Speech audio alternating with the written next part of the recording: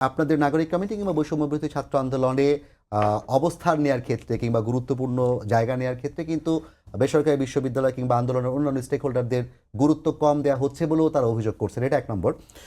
2 নম্বর যে বিষয়টি আপনার কাছে জানতে চাই, সাইফুল ভাইও আজকে বললেন, এর আগেও একাধিক অতিথি আমাদের এখানে বলেছেন যে ছাত্ররা মূলত পড়াশোনা বাদ দিয়ে রাজনীতির দিকে বেশি ঝুঁকে যাচ্ছে কিনা এটা একটু খেয়াল করতে হবে, এবং তারা শিক্ষাঙ্গনে এখন পড়াশোনার দিকে মনোযোগটা কম দিচ্ছে। আপনারা সেই ছাত্রদের নিয়েই রাজনৈতিক দল গঠন করতে চাচ্ছেন, তাদেরকে আপনারা মূল শক্তি হিসেবে দেখছেন। এই বিষয়টাকে আসলে পরবর্তী সময়ের জন্য কোনো ধরনের বিপরীত ধর্মী ক্রিয়া তৈরি করবে কিনা? প্রথমে আপনার প্রাইভেট বিশ্ববিদ্যালয়ের বিষয়টি যেটা বললেন সেটি হচ্ছে, দেখুন এটা কিছুটা সত্য যে শুরুর দিকে এই অংশগ্রহণটা কম ছিল এবং সমালোচনা ছিল, কিন্তু পরবর্তীতে আমাদের দিক থেকেও চেষ্টা করা হয়েছে এবং সেই চেষ্টার ফলেই জাতীয় নাগরিক কমিটিতে বলি বা বৈষম্য বিরোধী ছাত্র আন্দোলনে বলি, দুই জায়গাতেই বেসরকারি বিশ্ববিদ্যালয়ের শিক্ষার্থী বা সাবেক শিক্ষার্থী যারা রয়েছেন তাদের অন্তর্ভুক্ত করার চেষ্টা করা হয়েছে। এমনকি জাতীয় নাগরিক কমিটিতে আমার সাথে 2 জন সহমুখপাত্রও রয়েছেন যারা প্রাইভেট বিশ্ববিদ্যালয়ের প্রতিনিধিত্বই করছেন এখানে, এবং সেই সাথে আরও অনেকেই যুক্ত হয়েছেন। তাই এটা আসলে বলা যায় 2-3 মাস আগের সমালোচনা, কিন্তু পরবর্তীতে আমরা এটা চেষ্টা করেছি বিষয়টি শুধরে নেওয়ার। এবং আর একই সাথে হচ্ছে কি, ধরুন এই সবগুলো মানুষকে বিভিন্ন জায়গা থেকে যারা অ্যাক্টিভ ছিলেন গত 15 বছরে বিভিন্ন মাত্রায় তাদেরকে যুক্ত করে নেওয়ার যে কাজটা সেটা এখনো চলমান, এবং সেখানে আমরা চেষ্টা করব সামনে আরো বেশি যুক্ত করতে। আর পরের যেটি আপনি জিজ্ঞেস করলেন সেটি হচ্ছে ছাত্রদের নিয়ে রাজনীতি, ছাত্রদের নিয়ে। দেখুন, একটা জিনিস আমরা আসলে মনে হয় মিস করে যাচ্ছি, সেটা হচ্ছে ওই 15 দিন, মানে ওই মাসটা, ওই জুলাই মাসটা এই ছাত্রদের উপর দিয়ে কি গেছে, যেই ট্রমার ভিতর দিয়ে তারা গেছে,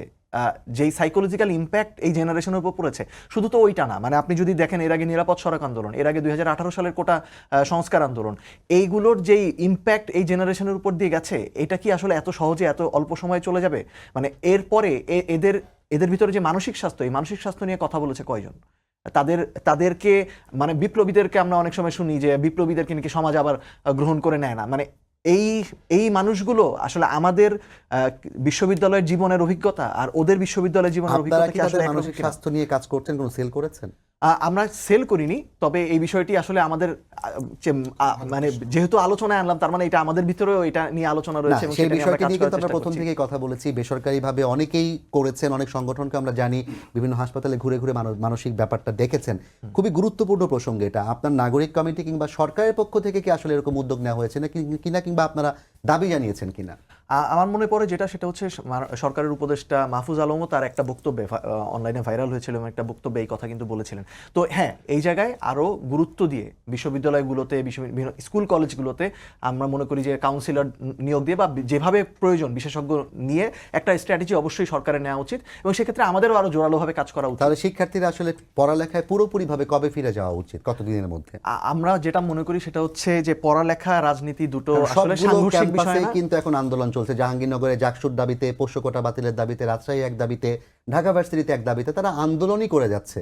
আন্দোলন করতে করতে যদি শিক্ষা জীবন শেষ করে দেয়, তাহলে আসলে দিন শেষে তাদের শিক্ষা জীবনের কি হবে? আমার মনে হয় আন্দোলন যেমন হচ্ছে, সেই ক্লাস পরীক্ষাগুলো কিন্তু তেমন হচ্ছে। মানে ক্লাস পরীক্ষা হচ্ছে, এটা তো আসলে খবরে আসে না। আন্দোলন হয়, কনফ্লিক্ট হয়, সেটা হচ্ছে খবরে আসে।